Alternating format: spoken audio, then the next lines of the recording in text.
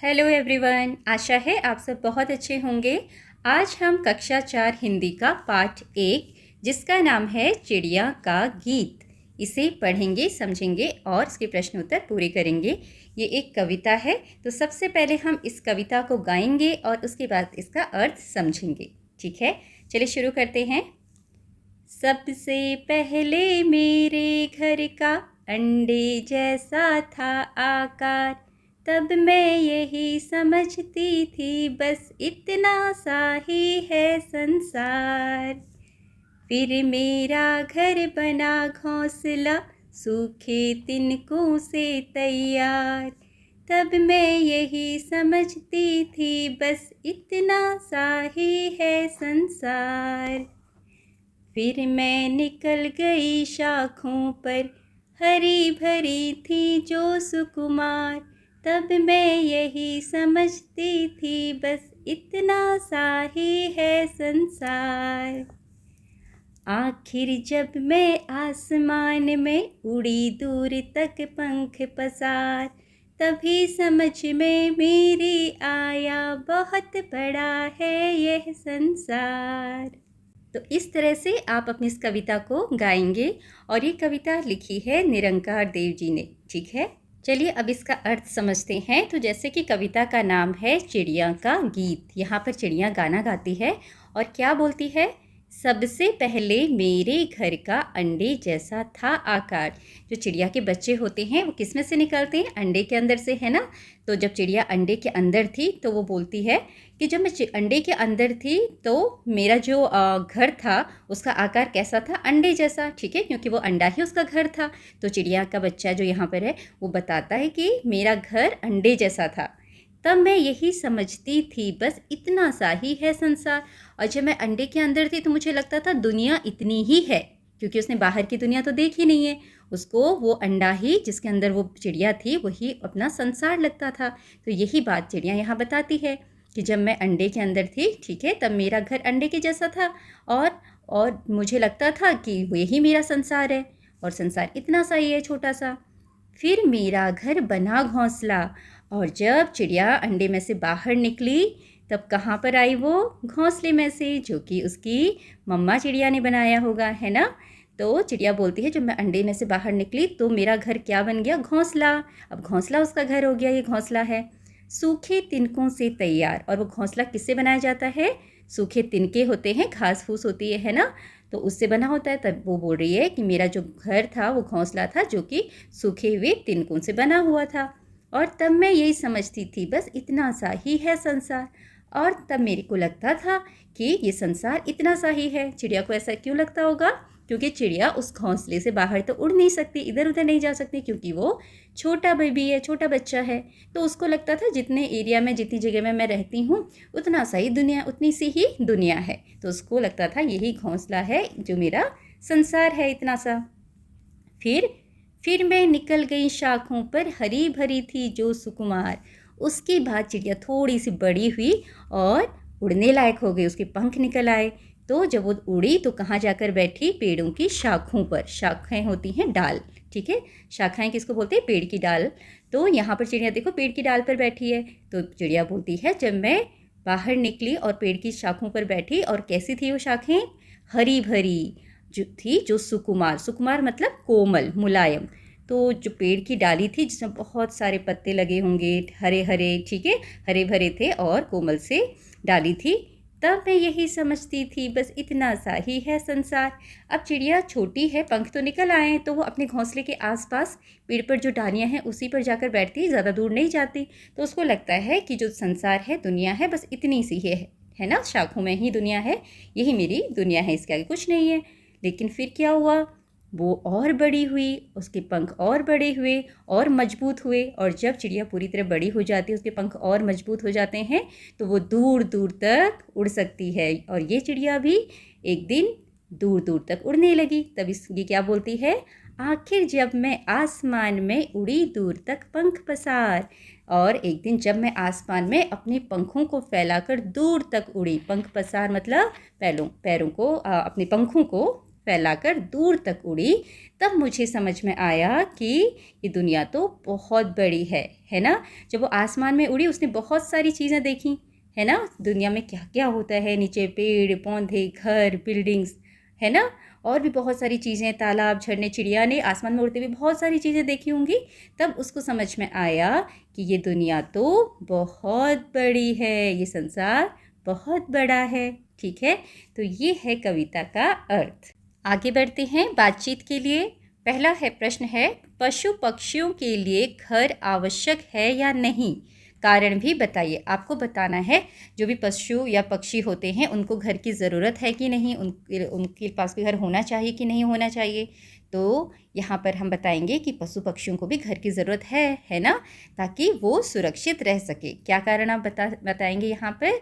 उनकी सुरक्षा के लिए घर होना ज़रूरी है।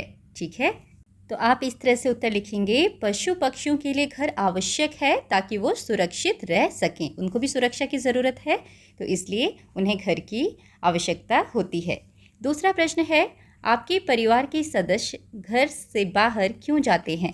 तो बच्चों, आपके जो फैमिली मेम्बर्स होते हैं वो घर से बाहर जाते होंगे, है ना, मम्मी पापा या घर में और दादा दादी कोई भी होंगे, वो घर से जाते होंगे किसी न किसी काम से। तो आप यहाँ पर बताएंगे कि मेरे परिवार के सदस्य घर से बाहर अपने अपने कामों के लिए जाते हैं।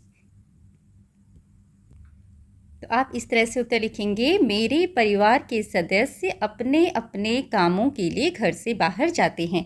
जैसे जो आपके जो पिताजी होंगे वो नौकरी करने जाते हैं, मम्मी जो हैं वो भी हो सकता है नौकरी करने जाती हों, या फिर घर से बाहर ज़रूरी सामान लेने जाती हों, और आपके दादा दादी हो सकते हैं वो घूमने के लिए घर से बाहर जा सकते हैं, अपनी वॉक करने के लिए, है ना, सुबह सैर करने के लिए जाते हैं। आपके जो भाई बहन है वो स्कूल जाने के लिए घर से बाहर जाते होंगे। तो इस तरीके से आप एक बात लिख सकते हैं कि मेरे परिवार के सदस्य अपने अपने कामों के लिए घर से बाहर जाते हैं। तीसरा प्रश्न है, जब परिवार के सदस्य बाहर जाते हैं या बाहर से आते हैं तो आपको कैसा लगता है और क्यों? देखो, जब परिवार के सदस्य घर से बाहर जाते हैं हम थोड़ा उदास हो जाते हैं, क्योंकि हम उनसे दूर हो जाते हैं, है ना, हमें उनकी चिंता होती है कि वो बाहर ठीक से जाएं, ठीक से रहें, है ना। और जब वो घर वापस आते हैं तो हमें बहुत खुशी मिलती है, क्योंकि हम उनसे फिर से मिलते हैं, तो अपनों से मिलने पर तो खुशी महसूस होती है। तो यही बात आप यहाँ पर बताएंगे। तो आप अपना उत्तर इस तरह से लिख सकते हैं, जब परिवार के सदस्य घर से बाहर जाते हैं तब हम थोड़ा उदास हो जाते हैं, क्योंकि वे हमसे दूर हो जाते हैं, परंतु जब वो घर आते हैं तब हम यह देखकर खुश हो जाते हैं कि वे सब सुरक्षित हैं। ठीक है, तो इस तरीके से आप अपना उत्तर लिखेंगे। अगला प्रश्न है, जब कोई अतिथि आपके घर आता है या आप किसी संबंधी के घर जाते हैं तो आपको कैसा लगता है? अतिथि मतलब मेहमान। जब आपके घर कोई मेहमान आता है, गेस्ट आते हैं, तब आपको कैसा लगता है? या फिर आप किसी संबंधी के घर, संबंधी होते हैं जो आपके रिलेटिव्स होते हैं, आपके मामा मामी चाचा चाची, ठीक है, मौसी, तो इस तरीके से इनके घर आप कभी जाते हो तो आपको कैसा लगता है? तो ऑब्वियसली जब कोई हमारे घर आता है या फिर हम किसी के घर जाते हैं हमें बहुत अच्छा लगता है, ये आप यहाँ पर बताएंगे। तो आप इस तरह से उत्तर लिखेंगे, जब कोई अतिथि हमारे घर आता है या हम किसी संबंधी के घर जाते हैं तो हमें बहुत अच्छा लगता है। ठीक है, अगला है, क्या आपको लगता है कि पक्षियों की तरह हम भी धीरे धीरे बड़े होते हैं और फिर उनकी तरह ही संसार देखते हैं? अपने अनुभव साझा कीजिए। तो यहाँ पर आपने अपने अनुभव बताने हैं, अपने एक्सपीरियंस बताने हैं। क्या आपको लगता है कि आप भी जो छोटे पक्षी होते हैं उनकी तरह ही धीरे धीरे बड़े होते हो और फिर पूरी दुनिया देखते हो, है ना? ये बात सही है, हमें भी ऐसा ही लगता है, क्योंकि जब आप छोटे होते हो तो आप पहले तो अपने घर में रहते हो, थोड़े से बड़े होते हो, चलने लायक होते हो, तब आपको घर से बाहर ले जाया जाता है, आप पार्क में जाते हो, घूमते हो इधर उधर अपने घर के पास। उसके बाद थोड़ा और बड़े होते हो तो आपको इधर उधर आपके पेरेंट्स घुमाने के लिए लेके जाते हैं, तब धीरे धीरे आपको पता चलता है कि दुनिया तो बहुत बड़ी है ना। तो इस तरीके से आप भी अपने जो विचार हैं, अनुभव हैं, वो अपने दोस्तों को बता सकते हैं, अपनी कक्षा में शेयर कर सकते हैं। ठीक है, चलिए आगे बढ़ते हैं। यहाँ पर है कविता की बात। अब कविता से कुछ बातें ली गई हैं। नीचे दिए गए प्रश्नों में 4 विकल्प दिए गए हैं। विकल्प बोलते हैं, इंग्लिश में आप बोलते हैं ना ऑप्शंस। ठीक है, प्रश्नों के उत्तर में एक से अधिक विकल्प सही हो सकते हैं। तो यहाँ पर जो बात सही है उस पर आपको सही लगाना है, जो गलत है उस पर गलत करना है। ठीक है, निशान लगाना है। पहला है, घोंसले से संबंधित उपयुक्त वाक्य को चिन्हित कीजिए। तो घोंसले से संबंधित कौन सी बात सही है, कौन सी गलत है, वो आपने बताना है। घोंसला पक्षियों का घर होता है, ये बात तो एकदम सही है। घोंसला सूखे तिनकों से बनाया जाता है, ये बात भी सही है। पक्षियों का घोंसला केवल पेड़ों पर होता है। आप सोचो, पक्षियों का घोंसला केवल पेड़ों पर होता है क्या?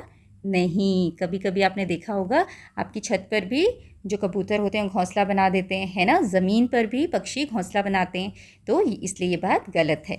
कुछ पक्षियों का घोंसला हमारे घरों में भी होता है। देखो ये बात यहाँ पर लिखी है, कुछ पक्षी हमारे घरों में भी घोंसला बना देते हैं, ये बात सही है।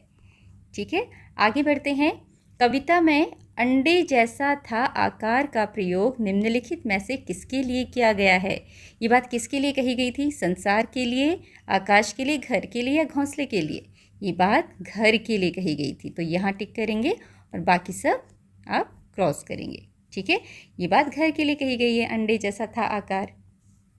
आगे, तब मैं यही समझती थी बस इतना सा ही है संसार। इन पंक्तियों में इतना सा का अर्थ है, यहाँ इतना सा मतलब बहुत छोटा, बहुत लंबा, बहुत बड़ा या रंग बिरंगा।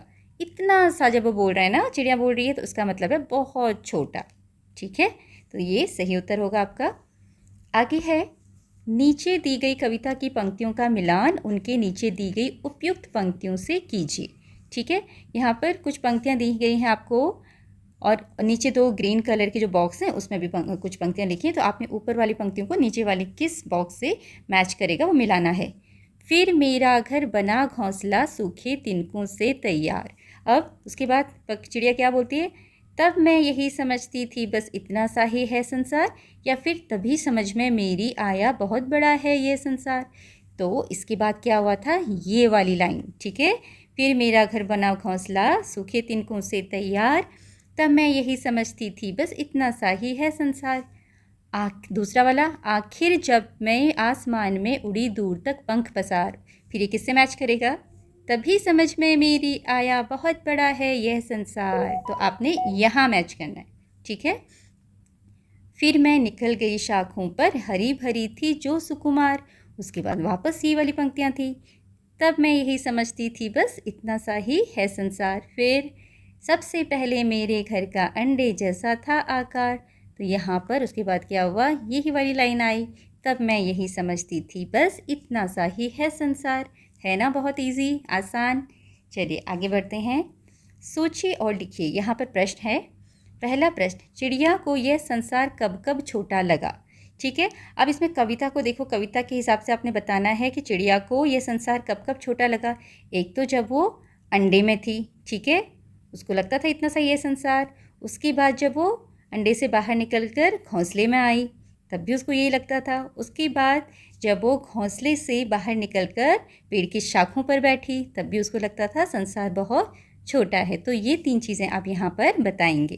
तो आप अपना उत्तर इस तरह से लिखेंगे, जब चिड़िया अंडे में थी, जब वह घोंसले में थी और जब वह पेड़ की शाखा पर बैठी थी, तब उसे यह संसार छोटा लगा। ठीक है, अच्छा यहाँ पर एक बात आपको बताना चाहेंगे। कई बच्चे चिड़िया और चिड़िया में गलती कर देते हैं कि कहाँ पर चिड़िया लिखना है, कहाँ पर चिड़िया लिखना है। ठीक है, तो यहाँ पर जब भी इस तरीके से लिखा जाता है चिड़िया, ये चिड़िया है और ये है चिड़िया, चिड़िया, या के ऊपर चंद्र बिंदु, ये चिड़िया। तो जब एक पक्षी है, एक चिड़िया है, तो हम उसको चिड़िया लिखेंगे, एक वचन। ठीक है, एक वचन में हम चिड़िया लिखेंगे। और जब एक से ज़्यादा है तो उसे हम क्या बोलते हैं? बहुवचन। ठीक है ना, बहुवचन। तब हम क्या लिखेंगे? चिड़िया। मतलब इसमें 2, 3, 4, 5 कितनी भी हो सकती हैं, एक से ज़्यादा, उनको हम बोलेंगे चिड़िया। तो ये गलती नहीं कीजिएगा। जहाँ एक चिड़िया है वहाँ चिड़िया लिखिएगा, जहाँ बहुत सारी हैं वहाँ चिड़िया के ऊपर चंद्र बिंदु लगाइएगा। ठीक है, आशा है आपको ये बात समझ में आई होगी और ये गलती आप आगे से नहीं करेंगे। अगला प्रश्न है, खुले आकाश में उड़ते समय चिड़िया ने क्या क्या देखा होगा जिससे उसे लगा कि संसार बहुत बड़ा है? तो आप इमेजिन करो कि आकाश में, आसमान से अगर कोई नीचे देखे धरती पर, तो उसे क्या क्या दिखाई देगा? तो वही सारी चीज़ें चिड़िया को दिखी होंगी जिससे उसे लगा कि संसार बहुत बड़ा है। तो चिड़िया ने बहुत बड़े बड़े क्या देखे होंगे? पहाड़, झरने, नदियाँ, समंदर, खेत, बगीचे, है ना, और घर, लोगों को देखा होगा, और फूल, और भी बहुत सारे जानवर। तो उससे लगा कि ये, उन सबको देखकर उसे लगा कि ये संसार बहुत बड़ा है। तो ये उत्तर आप यहाँ पर बताएंगे। तो आप अपना उत्तर इस तरीके से लिखेंगे। खुले आकाश में उड़ते समय चिड़िया ने बड़े बड़े पहाड़, जंगल, समुद्र, नदियाँ, झरने, घर, मैदान, जानवर, लोग आदि को देखा होगा। इन्हें देखकर चिड़िया को लगा कि संसार बहुत बड़ा है। ठीक है। अगला प्रश्न है, प्रायः सुबह शाम पक्षियों की चहचहाहट या कलरव सुनाई देती है, ऐसा क्यों होता है? तो बच्चों, कभी आपने ध्यान दिया हो, सुबह के समय आपको पक्षियों की आवाज़ बहुत साफ सुनाई देती है ना, और कभी शाम को भी। तो सुबह के समय जो पक्षी हैं वह सोकर जगते हैं, जैसे हम भी सोकर जगते हैं, और सुबह के समय ज़्यादातर सभी लोग सोए रहते हैं। तो उस समय हमें जो पक्षी हैं उनकी चहचहाहट की आवाज़ बहुत अच्छी तरह सुनाई देती है। और शाम को पक्षी जब अपने घर लौटते हैं उस समय भी वो खुशी में झूमते हुए, गाते हुए अपने घरों की तरफ लौटते हैं, तो हमें उनकी आवाज़ सुनाई देती है। तो आप अपना उत्तर इस तरह से लिखेंगे। सुबह के समय चारों तरफ का वातावरण शांत होता है और पक्षी जागते हैं, और शाम के समय सभी पक्षी आपस में बातचीत करते हुए अपने घरों को लौटते हैं, इसलिए उनकी चहचहाहट सुनाई देती है। आगे है समझ और अनुभव। पहला प्रश्न है, जब कोई शिशु मतलब छोटा बच्चा, शिशु चिड़िया घोंसले से बाहर आती है तो उसे लगता है कि संसार बहुत बड़ा है। क्या आपको भी घर से बाहर निकलते समय ऐसा ही अनुभव होता है, और क्यों? तो यहाँ पर आपसे पूछा गया है कि जब कोई चिड़िया का छोटा बच्चा अपने घोंसले से बाहर आता है तो उसको लगता है कि संसार बहुत बड़ा है, जैसे हमने इस कविता में पढ़ा। तो क्या आप भी जब अपने घर से बाहर निकलते हो तो आपको भी ऐसा लगता है कि संसार बहुत बड़ा है? और अगर आपको ऐसा लगता है तो क्यों लगता है? तो बच्चों, यहाँ पर आप अपने अनुभव बता सकते हैं कि जब हम घर से बाहर निकलते हैं तो बहुत सारी चीज़ें देखते हैं, दूर दूर तक चीज़ें फैली रहती हैं, बहुत बड़े बड़े मैदान होते हैं, बड़ा सा खुला आसमान होता है ना? तो आपको भी ये एहसास होता है कि ये दुनिया तो बहुत बड़ी है। तो जो भी आपके अनुभव हो वो आप यहाँ पर बताएंगे। दूसरा है, एक शिशु पक्षी की तरह आप भी धीरे धीरे बड़े हो रहे हैं। मतलब आप जो हो वो भी एक, जैसे छोटा चिड़िया का बच्चा बड़ा होता है धीरे धीरे, वैसे आप भी बड़े होते हो।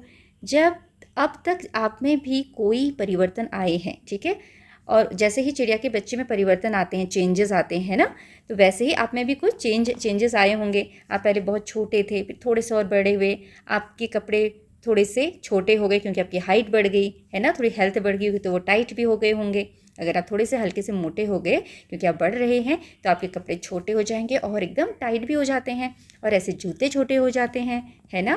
तो नीचे दिए गए शीर्षकों के अनुसार अपने अंदर आए परिवर्तनों को लिखिए।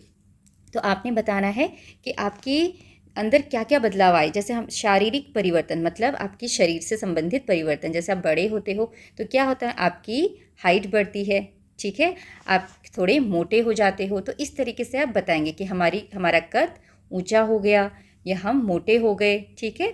उसके बाद खान पान में परिवर्तन, जब जब छोटे होते हो, शिशु होते हो, केवल दूध पीते हो, बहुत छोटा बच्चा केवल दूध पीता है, दाल पतली पतली चीज़ें पीता है जो उसको डाइजेस्ट हो जाए, मम्मा उसको सॉफ्ट सॉफ्ट सी चीज़ें देती हैं। लेकिन जब आप बड़े हो जाते हो तो रोटी सब्जी दाल चावल सब खाते हो, जो भी जिस तरह का खाना हेल्दी फूड आपकी मम्मी देती हैं आपको, सब खाते हो। गीत संगीत में क्या चेंजेस आते हैं? गीत संगीत मतलब जब आप गाना वाना गाते हो, बचपन में आप क्या सुनते हो, छोटी छोटी राइम सुनते हो, है ना, छोटी छोटी कविताएं सुनते हो। और थोड़े से बड़े हो जाते हो तो आप अलग तरह के गाने सीखने लगते हो, सुनने लगते हो, हर तरह के देशभक्ति गीत गाने लगते हो, है ना। आप में से बहुत सारे बच्चों को भजन भी आते होंगे। तो जब आप बड़े होते हो आपका गीत संगीत भी बदल जाता है। कई बच्चे तो जो मूवीज़ फिल्म से उनके सॉन्ग भी गाते होंगे। तो इस तरीके से आपके गानों में भी परिवर्तन आता है। रुचियों में परिवर्तन, अब आप सोचो जब आप बहुत छोटे थे तो किस तरीके के खिलौनों से आप खेलते थे। छोटे छोटे खिलौने होते, गाड़ियाँ होती हैं, है ना, छोटी छोटी गाड़ियों से खेलते हो आप, ब्लॉक से खेलते हो। लेकिन जब आप बड़े होते हो आपके खेल भी बदल जाते हैं। आप में से बहुत सारे बच्चे अभी क्रिकेट खेलते होंगे, बैडमिंटन खेलते होंगे, कबड्डी खेलते होंगे, स्विमिंग करते होंगे, साइकिलिंग करते होंगे। तो आपकी जो खेल में रुचियाँ हैं वो भी बदल जाती हैं, ठीक है। और भी रुचियाँ हो सकती हैं आपकी, वो उसमें भी बदलाव आ सकता है। चित्रकारी, आप कैसी ड्राइंग बनाते थे पहले सोचिए। छोटे छोटे ड्राइंग बनाते होंगे, जैसे आप एलकेजी यूकेजी में रहते हो तो जब आप स्कूल में ड्राइंग करते हो या घर पे करते हो क्या चीज़ें बनाते हो, आप छोटे छोटे पेड़ बनाए, ठीक है, छोटा सा एक फल का चित्र बना दिया। लेकिन जब आप बड़े हो जाते हो आप अच्छी अच्छी सुंदर सुंदर सीनरीज बनाते हो, है ना, और भी बहुत सारी अच्छी अच्छी चीज़ें बनाते हो जैसे बड़े बनाते हैं। पढ़ना लिखना, इसमें क्या परिवर्तन आता है, जब आप छोटे होते हैं, शिशु होते हैं, तब आप जो कहाँ से शुरुआत करते हैं, ABCD सीखते हैं, स्लैंटिंग लाइन सीखते हो, आप इस तरीके से लाइन बनाना सीखते हो, डॉट्स लगाना सीखते हो, ठीक है, एक वर्ण वाले शब्द सीखते हो, स्वर व्यंजन सीखते हो, ठीक है, दो वर्णों वाले शब्द सीखते हो। लेकिन जब आप थोड़े बड़े हो जाते हो आप पाठ पढ़ना शुरू कर देते हो, आप अच्छे से पूरा एक पैराग्राफ पढ़ लेते हो, तो ये चेंजेस आते हैं। समझ में परिवर्तन, आपकी सोच समझ भी में बदलाव आता है। पहले आप छोटे बच्चे होते हो, आपको समझ नहीं होती है, आप घर में इधर उधर दौड़ते हो, कुछ भी गिरा देते हो, कुछ भी नुकसान करते हो, तो वहाँ पर आपको माफ़ कर दिया जाता है क्योंकि आप छोटे हो, है ना। लेकिन जब आप बड़े हो जाते हो आपको पता रहता है क्या सही है, क्या गलत है, क्या नहीं करना, क्या करना है, तो यहाँ पर आप में परिवर्तन आता है। खेल, अच्छा खेल के बारे में हमने रुचियों में बात की थी, तो यहाँ पर आप इसको जोड़ सकते हो। रुचि आपकी कुछ और भी हो सकती है, और खेल में आप खेल से रिलेटेड चीज़ें बता सकते हो, कौन सा खेल आपको बचपन में आप खेलते थे और बड़े होकर कौन सा खेल खेलते हो। नृत्य और अभिनय, नृत्य मतलब डांस करना, अभिनय मतलब एक्टिंग करना। जब आप छोटे होते हो तो अलग तरह के डांस करते हो, किसी भी गाने पर मटकने लगते हैं बच्चे, है ना, ठुमकने लगते हैं। लेकिन जब बड़े होते हैं तब प्रॉपर जो स्टेप्स होते हैं, मुद्राएं होती हैं नृत्य की, वो आप करते हो। ऐसे ही एक्टिंग भी आप बहुत अच्छे से करते हैं कुछ बच्चे। तो जो जो परिवर्तन आया है वो आप यहाँ पर बताएंगे। इनके अतिरिक्त, इसके अलावा यदि आपको किसी अन्य परिवर्तन की अनुभूति होती है तो उसे भी कक्षा में साझा कीजिए। तो इसके अलावा आपके अंदर कोई और चेंजेस आए हैं, परिवर्तन आए हैं, तो वो भी आप अपनी कक्षा में बता सकते हो सबको, ठीक है। जैसे आप यहाँ पर बता सकते हैं, जब बचपन में आप स्कूल जाते होंगे, सुबह सुबह उठ नहीं पाते हैं, मम्मी आपको उठाती है ना, छोटे बच्चे कई होते हैं जो स्कूल जाने के लिए रोते हैं, है ना, रोना शुरू कर देते हैं, नहीं जाना नहीं जाना। लेकिन अब आप जैसे बड़े हो गए हो, 4th क्लास में पहुँच गए हो, तब रोना धोना नहीं चलता। अब आपको समझ है कि हमें स्कूल जाना है, तो प्रॉपर्ली आप तैयार होके सुबह अच्छे से नाश्ता करके और रेडी होके स्कूल पहुँचते हो, तब अभी कोई रोना धोना नहीं होता है ना। तो इस तरीके से आप और भी बातें बता सकते हैं जो जिसमें चेंजेस आए हैं जब आप छोटे थे और अब के समय में। आगे है, पहले चिड़िया को लगता था कि ये संसार बहुत छोटा है, परंतु सच्चाई कुछ और ही थी। उस समय आपको कैसा लगा जब आपने इनमें से किसी एक को पहली बार देखा, ठीक है। तो आपको यहाँ बहुत सारी चीज़ें दी गई हैं और आपसे पूछा गया है इनमें से किसी भी एक के बारे में आप बता सकते हैं। तो किसी, जब आपने पहली बार इनमें से किसी एक चीज़ को देखा तो आपको कैसा लगा, चलो हम सारी चीज़ों के बारे में बात करते हैं। सबसे पहले रेलगाड़ी, तो आप अपने अनुभव भी बता सकते हैं यहाँ पर। तो हो सकता है आपको लगा हो अरे कितनी लंबी है ये, इसकी आवाज़ कितनी अच्छी लगती है जब रेलगाड़ी आवाज़ करती है ना, और उसकी जो लेंथ होती है, लंबाई होती है, आपको लगता है अरे कितने डिब्बे डिब्बे डिब्बे बने हुए हैं इसमें, ये कैसे जुड़ी रहती है। तो इस तरीके से आपके विचार हो सकते हैं रेलगाड़ी को देखकर आपको कैसा लगा। मॉल में आप शॉपिंग के लिए जाते हो तो वहाँ लगता है ना अरे कितना बड़ा है, कितनी सारी दुकानें हैं, कितना साफ़ सुथरा है, ठीक है, सब कुछ सुंदर सुंदर लगता है। तो ये भी आप बता सकते हो। पहाड़ों को देख के लग सकता है कितने ऊंचे पहाड़ हैं, इतना बड़ा मिट्टी का ढेर एक साथ कैसे इकट्ठा हो गया होगा, ठीक है। और जलयान क्या होता है, जिसको आप शिप बोलते हो, पानी में चलने वाला। तो शिप को देखकर लगता होगा ना कि अरे ये इतना बड़ा पानी का जहाज इतना भारी होता है, ये पानी में क्यों नहीं डूबता है, ये समंदर में कैसे एक जगह से दूसरी जगह जाता है, ये कैसे चलता है, ठीक है। 4 या 6 वीथियों वाली सड़कें, 4 या 6 वीथियों वाली सड़कें मतलब जो लेन्स बनी होती हैं, 4 या 6 लेन्स की जो सड़कें होती हैं उनको देख के लगता है अरे इतनी सारी सड़कें एक साथ, इतनी सारी गाड़ियाँ चलती हैं, ये कैसे चलती हैं, टकराती क्यों नहीं है, है ना। बस बहुत सारे बच्चे सोचते हैं इतनी सारी गाड़ियाँ इतनी स्पीड से एक साथ चलती हैं, कितनी दिक्कत होती होगी, उनके दिमाग में ये बात आती है। फिर रेगिस्तान या मरुस्थल, रेगिस्तान को देख के, रेगिस्तान मतलब जो डेजर्ट एरिया होता है उसको देख के लगता है ना अरे यहाँ इतनी रेत है, यहाँ पेड़ पौधे क्यों नहीं उगते होंगे, यहाँ के लोग कैसे रहते होंगे, ठीक है। फिर है मेट्रो ट्रेन को देख के हमें क्या लगता है अरे कितनी तेज़ी से भागती है, इसकी स्पीड का तो हम सामना ही नहीं कर सकते, इज़न्ट इट। यहाँ फिर समंदर को देख के क्या लगता है, पानी ही पानी, कितना सारा पानी कहाँ से आया इस समंदर में, कभी इस समंदर का पानी ख़त्म होता है, हमारे दिमाग में ये भी बात आती है, ये समंदर कितना गहरा होगा, ठीक है। वायुयान मतलब एरोप्लेन, हवाई जहाज़। तो वायुयान को देख के क्या लगता है कि जो हवाई जहाज़ है वो आसमान में कैसे उड़ता होगा, इसे कौन चलाता होगा, कहीं ये नीचे तो नहीं गिर जाएगा, है ना। बहुत सारे बच्चे क्या करते हैं पता है, छोटे छोटे बच्चे जिनको समझ नहीं होती, कभी आसमान में हवाई जहाज़ जाता है और ज़ोर से आवाज़ करते हुए उनको आवाज़ सुनाई देती है, वो रोने लग जाते हैं। अगर उनसे पूछो क्यों रोए तो बोलते हैं ये गिर जाएगा, मुझे लगता है ये गिर जाएगा मेरे ऊपर। तो सोचो कितनी अजीब बात है ना। लेकिन बच्चों को ऐसा लगता है क्योंकि उन्हें नहीं पता होता है कि वायुयान को कोई चला रहा है। उन्हें लगता है ये अपने आप चल रहा है, कहीं भी गिर सकता है। तो ऐसे ही जंगल के बारे में हमको लगता है ना, जंगल कितना घना है, इसमें कितने जानवर होंगे, खतरनाक जानवर तो नहीं होंगे, अंदर क्या क्या होगा, कौन कौन से पेड़ होंगे। ऐसे ही खेतों को देख के कितना सुंदर लगते हैं खेत। हरे भरे खेतों को देखकर मन खुश हो जाता है और लगता है खेतों के बीच में हम अंदर चले जाएं, उनमें चलते रहें। नदी को देख के लगता है ये कहाँ से आई होगी, कहाँ से बहना शुरू किया होगा। हम आखिरी छोर तक जाएं जहाँ से ये नदी शुरू होती है। फिर नदी के पानी में नहाने का भी मन करता है, ठंडी ठंडी नदी का पानी होता है ना। और फिर लगता है नदी कहाँ से निकली और कहाँ तक जाएगी, कितनी लंबी होगी। ये बातें हमारे दिल में आती हैं। इसके अतिरिक्त आपके कुछ और अनुभव हो सकते हैं, उन्हें भी कक्षा में अवश्य साझा कीजिए। तो आपके जो और भी अनुभव हैं और चीज़ों को लेके, वो भी आप अपनी कक्षा में बताएंगे। आगे है चित्रों की भाषा। नीचे दिए गए चित्रों को ध्यान से देखिए। चित्र से मेल खाती कविता की कुछ पंक्तियाँ उदाहरण के रूप में दी गई हैं। अब कविता की उपयुक्त पंक्तियों से रिक्त स्थानों की पूर्ति कीजिए। तो देखो यहाँ पर ये चित्र दिया है और इस चित्र के अकॉर्डिंग यहाँ पर कविता की लाइनें लिखी हुई हैं। आखिर जब मैं आसमान में उड़ी दूर तक पंख पसार, तब ही समझ में मेरी आया बहुत बड़ा है ये संसार। तो ये इस चित्र के लिए लिखी गई है ना, क्योंकि आसमान में उड़ रही हैं। अब आपको यहाँ पर ये वाला चित्र दिया है और इस चित्र के लिए आप कविता की कौन सी पंक्तियाँ लिखेंगे, ये आप कविता से ढूंढकर लिखेंगे। तो कौन सी पंक्तियाँ थी, इसमें कौन सी पंक्तियाँ बताई गई थी? उसमें था, सबसे पहले मेरे घर का अंडे जैसा था आकार, तब मैं यही समझती थी बस इतना सा ही है संसार। तो ये पंक्तियाँ आप ऊपर से देखकर लिखेंगे। ये हैं पंक्तियाँ, सबसे पहले मेरे घर का अंडे जैसा था आकार, तब मैं यही समझती थी बस इतना सा ही है संसार। ये पंक्तियाँ आप उस चित्र के आगे लिखेंगे।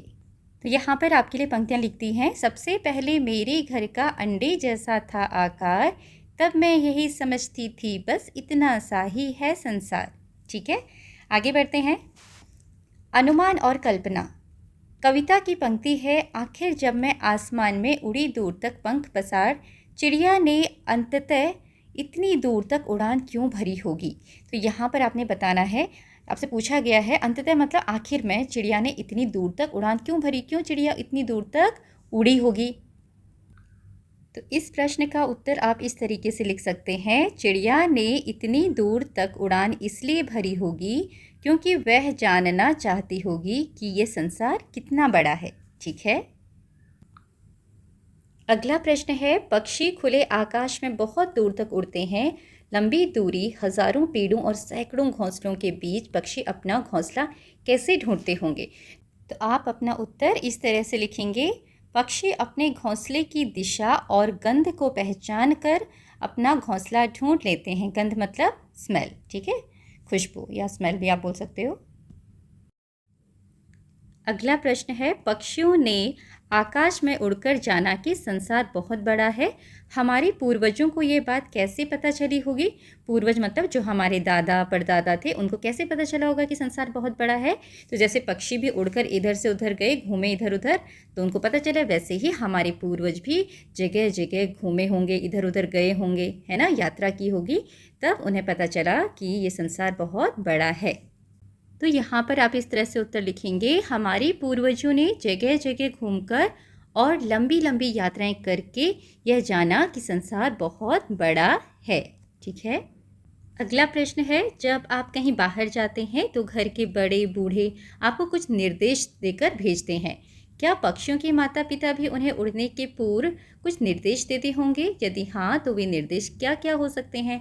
निर्देश मतलब होता है गाइड, डायरेक्शन देना कि आपको क्या करना है, कहाँ जाना है ना। जब आप घर से बाहर निकलते हो तो आपके जो पेरेंट्स हैं, दादा दादी हैं, वो आपको बताते होंगे इधर नहीं जाना, उधर जाना है, ऐसा करना है। ठीक है, आपको डायरेक्शन देते हैं, गाइड करते हैं। तो आपसे पूछा गया है क्या पक्षियों के माता पिता भी उन्हें उड़ने से पहले कुछ निर्देश देते होंगे, और अगर देते होंगे तो वो निर्देश क्या होते हैं, क्या क्या हो सकते हैं। ठीक है, तो आप अपना उत्तर इस तरह से लिख सकते हैं, हाँ, पक्षियों के माता पिता भी उन्हें निम्नलिखित संबंधित निर्देश देते होंगे, मतलब इन जो नीचे बातें लिखी हैं उनसे संबंधित निर्देश देते होंगे। कैसे उड़ना है, उड़कर बहुत दूर नहीं जाना है, खाना और पानी कहाँ पर मिलेगा, शिकारी और दूसरे खतरों से कैसे बचना है। तो इस तरह की जो निर्देश हैं उनके माता पिता उनको देते होंगे। आगे है कल्पना की उड़ान। हर कोई पक्षी बनकर आकाश में उड़ना चाहता है। कल्पना कीजिए कि आप सभी खुले आकाश में पंख फैलाकर उड़ रहे हैं। कोई पहाड़ों के ऊपर उड़ रहा है, कोई समुद्र के ऊपर, कोई क्रिकेट मैच देखते हुए उड़ रहा है, तो कोई विवाह के भोज का आनंद लेते हुए उड़ रहा है। आपको कल्पना करके कक्षा को बताना है कि आप ऊपर से नीचे क्या क्या देख रहे हैं। आप अपनी प्रस्तुति को उसी तरह सुना सकते हैं जैसे खेलों में आंखों देखा हाल सुनाया जाता है। यथा मैं पहाड़ों के ऊपर से उड़ रहा या रही हूँ, मुझे चारों ओर ऊंचे पेड़, झरने और सरोवर दिखाई दे रहे हैं। ठंडी हवा अच्छी लग रही है। अरे वाह, अब तो बर्फ भी दिखने लगी है। यह एक सफ़ेद चादर की तरह लग रही है। मैं इसका भरपूर आनंद ले रहा या रही हूँ आदि। तो बच्चों यहाँ पर बोला गया है कि आपको क्या करना है। यहाँ पर कुछ टॉपिक्स दे दिए गए हैं, परिस्थितियाँ, मतलब जिस बारे में आपको ये बात करनी है। जैसे कि यहाँ पर पहाड़ के ऊपर कोई बच्ची है, ऊपर उड़ रही है आसमान में, और वो बता रही है क्या क्या है वहाँ पर, ऊपर से क्या क्या दिखाई दे रहा है, तो उसके बारे में वो बता रही है। तो ऐसे ही आपने इमेजिन करना है कि आप किसी पहाड़, समुद्र और उसका किनारा, या फिर जंगल, रेगिस्तान, मैदान, गांव, नगर, बारात, विभिन्न खेल प्रतियोगिताएं, विद्यालय, मेला, बाजार, चिकित्सालय, चिकित्सालय मतलब हॉस्पिटल, चिड़ियाघर मतलब ज़ू, स्थानीय त्यौहार आदि हो सकते हैं। शिक्षक बच्चों को उनके पिछले अनुभव और स्थानीयता को ध्यान में रखते हुए अन्य परिस्थितियां भी दे सकते हैं। तो यहाँ पर जितनी भी ये परिस्थितियां दी हैं, इनमें से कोई एक परिस्थिति को लेकर आपने उसी तरीके से, जैसे ऊपर दिया हुआ है ना, डिस्क्राइब किया हुआ है कि मैं यहाँ ऊपर से क्या क्या देख रही हूँ, पहाड़ों के ऊपर उड़ रही हूँ, तो आपको यहाँ पर आप किसी एक टॉपिक को ले सकते हो। जैसे मैं जंगल के ऊपर उड़ रही हूँ, जंगल में बहुत सारे पेड़ हैं, ये बहुत घना जंगल है, जंगल में धूप बहुत कम दिखाई दे रही है, पेड़ों के बीच से झाँकती हुई धूप जो है जंगल में बहुत कम दिखाई दे रही है, क्योंकि इतने जंगल इतना घना है कि नीचे तक धूप नहीं पहुंच रही है। जंगल में कुछ खूबसूरत फूल भी खिले हैं। जंगल के एक तरफ तालाब है और बहुत सारे पक्षी इस तालाब के आसपास पानी पी रहे हैं। दूर एक गुफा भी दिखाई दे रही है। तो इस तरह आप कुछ भी कहानी यहाँ पर बना सकते हैं कि आपको ऊपर से क्या क्या दिखाई दे रहा है। ठीक है, आगे है आकार प्रकार। कविता में अंडे जैसा था आकार का उल्लेख है। नीचे कुछ और चित्र दिए गए हैं जो अलग अलग आकृतियों के हैं। चित्रों के नीचे उनके नाम लिखिए। इस कार्य में आप अपने शिक्षक की सहायता भी ले सकते हैं। तो बच्चों यहाँ पर जो ये पिक्चर्स हैं ना, ये आपने पढ़े हुए हैं, लेकिन आपने इंग्लिश में पढ़े हैं। जैसे कि ये सर्कल है पहला, फिर स्क्वायर है, फिर रेक्टेंगल है, फिर ट्राइंगल है। लेकिन आपको अब इनके नाम हिंदी में पूछे गए हैं। तो हिंदी में सर्कल को क्या बोलते हैं? वृत्त। वृत्त।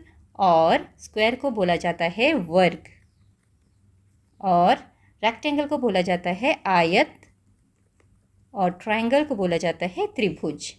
तो ये आप सभी को पता होने चाहिए। ठीक है, तो इस तरीके से आप ये लिखेंगे। फिर है भाषा की बात। फिर मैं निकल गई शाखों पर, हरी भरी थी जो सुकुमार। कविता की इस पंक्ति में सुकुमार शब्द आया है। यह सु और कुमार के मेल से बना है, जिसका अर्थ है कोमल या कोमल अंगों वाला। ठीक है, सु मतलब होता है अच्छा। आप भी इसी प्रकार कुछ नए शब्द बनाइए और उनके अर्थ खोजिए। तो यहाँ पर हमने नए शब्द बनाने हैं और उनके अर्थ खोजने हैं। तो पहला सु से दिया हुआ है कुमार, और सु दिया हुआ है, साथ में कुमार है, और दोनों मिला के क्या बने? सुकुमार, जिसका अर्थ है कोमल अंगों वाला। आगे है सु और योग्य। तो क्या बनेगा यहाँ पर? सुयोग्य। और सुयोग्य का मतलब क्या होता है? अच्छी योग्यता वाला, जिसके पास किसी चीज़ की अच्छी योग्यता हो। ठीक है, तो आप यहाँ लिखेंगे अच्छी योग्यता वाला। तो यहाँ हमने लिख दिया अच्छी योग्यता वाला। ऐसे ही आप लिखेंगे सु और यस, सुयस। ठीक है, अच्छा, सुयस का मतलब होता है अच्छा यस। उसके बाद यहाँ सुकर्म दिया हुआ है। चलिए पहले इसको भर लेते हैं। यस का बनेगा आपका सु और यश, सुयस, और इसका अर्थ है अच्छा यश। ठीक है, यश मतलब कीर्ति, किसी की तारीफ होती है जब। सुकर्म, तो यहाँ पर हम क्या लिखेंगे? कर्म। सु और कर्म मिलके सुकर्म बना, और जिसका अर्थ है अच्छे कर्म, अच्छे कार्य। सुवास मिलके बनेगा सुवास। सुवास मतलब होता है अच्छी जगह। ठीक है, अच्छी जगह। यहाँ पर आप इस तरीके से लिखेंगे। अगला है सुदर्शन दिया हुआ है तो यहाँ बनेगा दर्शन। सु तो पहले से ही है, सु और दर्शन मिला के क्या बना? सुदर्शन। और सुदर्शन का मतलब होता है देखने लायक या जो देखने में अच्छा हो। देखने लायक या जो देखने में अच्छा हो, जो देखने में अच्छा हो। ठीक है, तो इस तरीके से आप इनको पूरा करेंगे। आगे बढ़ते हैं। नीचे दिए गए वाक्यों में कुछ रिक्त स्थान है। रिक्त स्थान मतलब खाली जगह, और कुछ शब्द रेखांकित किए गए हैं। रेखांकित मतलब जिसके नीचे रेखा खींची गई है, लाइन खींची गई है। उन शब्दों से वाक्यों को पूरा कीजिए जो रेखांकित शब्दों के विपरीत अर्थ रखते हैं। मतलब जिन शब्दों के नीचे लाइन खींचिए, जैसे ये, इसका जो उल्टा शब्द है उससे हमें ये खाली जगह भरना है। तो ये क्या लिखा है? सूखा और डैश कचरा अलग अलग डिब्बों में डालें। तो सूखा का उल्टा क्या होता है? गीला। तो हम यहाँ लिखेंगे गीला। सूखा और गीला कचरा अलग अलग डिब्बों में डालें। दिल्ली मेरे घर से डैश है लेकिन गुवाहाटी पास है। तो पास का उल्टा दूर। तो यहाँ बना दिल्ली मेरे घर से दूर है लेकिन गुवाहाटी पास में है। अनवर कब डैश और कब गया पता ही नहीं चला। गया का उल्टा आया। अनवर कब आया और कब गया पता ही नहीं चला। कोई भी काम ना तो बड़ा होता है और ना ही छोटा। ठीक है, इस तरीके से आप इसे पूरा करेंगे। आगे है, आइए अब एक रोचक संवाद पढ़ते हैं। संवाद मतलब आपस में जो बातचीत होती है। सलमा, तुम्हें कितने पैसे चाहिए? फिर ये बोलती है सलमा, जितने पैसे राजू को मिले, जितने राजू को मिले। फिर तुम्हें उतने नहीं मिल सकते। फिर ये बोलती, तो मुझे कितने पैसे मिल सकते हैं? केवल 50 रुपये। नहीं, मुझे राजू जितने ही रुपये चाहिए। इतने पैसे तो ऐसे नहीं मिल सकते। तो फिर कैसे मिल सकते हैं? ठीक है, अब यहाँ पर क्या हुआ है, देखो शब्द यूज़ किए, इतना सा, उतना सा, जितना सा और कितना सा का वाक्यों में प्रयोग कीजिए और उनके अर्थ भी समझाइए। फिर आपको राजू जितने रुपये मिल जाएंगे। अब यहाँ पर आपने इतना सा, उतना सा, जितना सा, कितना सा, इन शब्दों के से वाक्य बनाने और उनके अर्थ बताने हैं और इससे सलमा की मदद हो जाएगी। ठीक है, तो यहाँ पर आप लिख सकते हैं, मुझे इतना सा ही काम मिला, मतलब मुझे बहुत थोड़ा सा, इतना सा का मतलब बहुत कम काम मिला। मुझे इतना सा ही काम मिला। तो यहाँ पर आप लिख सकते हैं, मुझे इतना सा ही काम मिला। इतना सा ही काम मिला। इतना सा ही मतलब बहुत थोड़ा सा। ठीक है, दूसरा है उतना सा। अब उतना सा में क्या लिखोगे? तो यहाँ पर आप लिख सकते हैं, मैंने उतना सा ही पढ़ा जितना मुझे समझ आया। मैंने उतना सा ही पढ़ा। आप यहाँ लिखेंगे पढ़ा जितना समझ आया। तो जितना समझ आया उतना सा ही पढ़ा, मतलब बराबर, इतना समझ आया। फिर है जितना सा। अब जितना सा का आप लिख सकते हो, यहाँ पे कंपैरिजन कर रहे हैं ना, कि मीरा ने उतना सा पढ़ा जितना सा राधा ने पढ़ा। मीरा ने उतना पढ़ा, मीरा ने उतना पढ़ा जितना सा राधा ने पढ़ा। ठीक है, मीरा ने उतना ही पढ़ा जितना सा, ओके, यहाँ पर आप लिख सकते हो, मीरा ने उतना ही पढ़ा जितना सा राधा ने पढ़ा, राधा के बराबर। कितना सा, अब यहाँ पर कितना सा से आपको वाक्य बनाना है। अब यहाँ पर कितना सा से हम बना सकते हैं, यहाँ कितना प्रश्न के रूप में है, तो आप लिख सकते हैं, तुम्हें कितना सा सामान चाहिए। तुम्हें कितना सा सामान चाहिए। थोड़ा चाहिए, कम चाहिए, तो ये पूछा जा रहा है, तो तुम्हें कितना सा सामान चाहिए। तो इस तरीके से आप इन वाक्यों को पूरा करेंगे। आगे है, पक्षी भोजन की खोज में घोंसले से बाहर उड़ते हैं। यह जानना रोचक होगा कि कौन सा पक्षी क्या खाता है। नीचे कुछ पक्षियों के नाम दिए गए हैं, पता कीजिए कि वो क्या खाते हैं। तो यहाँ पर अलग अलग पक्षियों के नाम लिखे हैं। देखो, बाज, हंस, तोता, बगुला, कबूतर, उल्लू। और इस तरफ आपको पक्षियों के भोजन के नाम लिखने हैं। तो यहाँ पर हमने पक्षियों के भोजन के नाम लिख दिए हैं। जैसे बाज क्या खाता है? सांप, चूहे, खरगोश और छोटे पक्षी। हंस जलीय पौधे मतलब पानी में उगने वाले जो छोटे छोटे पौधे होते हैं उनको खाता है। मछली और कीड़े। तोता हरी मिर्च, फल और अनाज। बगुला मछली, केकड़े और जलीय कीड़े। कबूतर अनाज, कीड़े, बीज। उल्लू छिपकली, सांप और चूहे। तो इस तरीके से आप इनके भोजन के नाम लिखेंगे। फिर आगे है कलाकारी। चित्र बनाना, गाना और नृत्य करना सभी को पसंद होता है। घोंसलों से झांकता हुआ शिशु पक्षी, हरे भरे पेड़ की शाखाओं पर बैठा पक्षी, नीले आकाश में पंख फैलाकर उड़ता पक्षी आदि बहुत प्यारे लगते हैं। अब आप भी नीले आकाश में उड़ते हुए पक्षियों का चित्र बनाइए। जब चित्र तैयार हो जाए तो आप चित्र को पकड़कर एकल या सामूहिक नृत्य कर सकते हैं या अपने मन भावन गीत पर भाव नृत्य कर सकते हैं। आप सभी इन चित्रों को कक्षा या गलियारे में प्रदर्शित कर सकते हैं। गलियारा मतलब गैलरी। तो यहाँ पर आपको बोला है कि आपको पक्षियों का चित्र बनाना है, आकाश में उड़ते हुए पक्षी का चित्र। और उसे फिर जब आपका चित्र पूरा हो जाए, हाथ में उस चित्र को लेके आपने नृत्य करना है। आप अकेले भी डांस कर सकते हो और अपने फ्रेंड्स के साथ ग्रुप बनाकर भी डांस कर सकते हो, या अच्छी से कोई गाना गा सकते हो, कविता गा सकते हो उनके बारे में। ठीक है, तो ये आपकी एक्टिविटी है, ये आप क्लास में कीजिएगा।